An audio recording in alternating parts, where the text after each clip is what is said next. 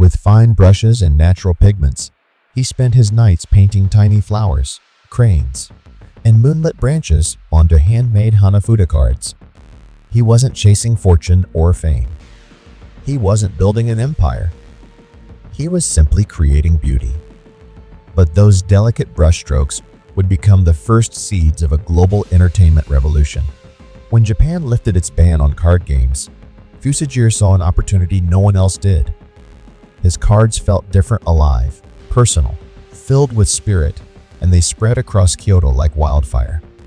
Families played them during holidays. Gamblers prized them. Shops proudly displayed them. He named his workshop Nintendo Kopai, roughly meaning leave luck to heaven.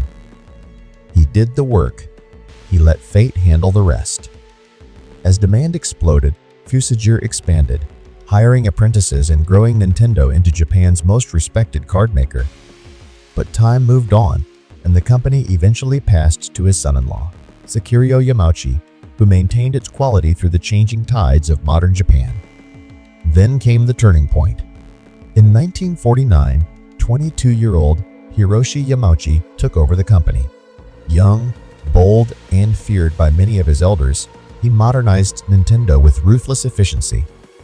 He fired rebels, upgraded factories, and in 1959 made a genius move partnering with Disney to create playing cards featuring Mickey Mouse and Donald Duck. Sales exploded to over 600,000 decks in 1 year, and Nintendo went public. But Hiroshi saw something others didn't. The card industry had a ceiling. Nintendo needed to evolve or die. The 1960s became a decade of wild experimentation.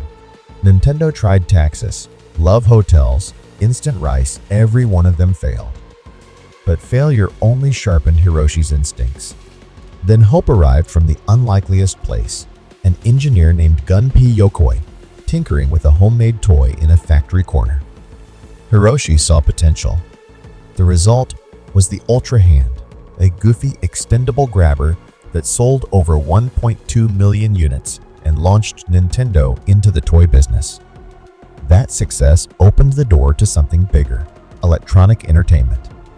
By the late 1970s, arcades were booming. Nintendo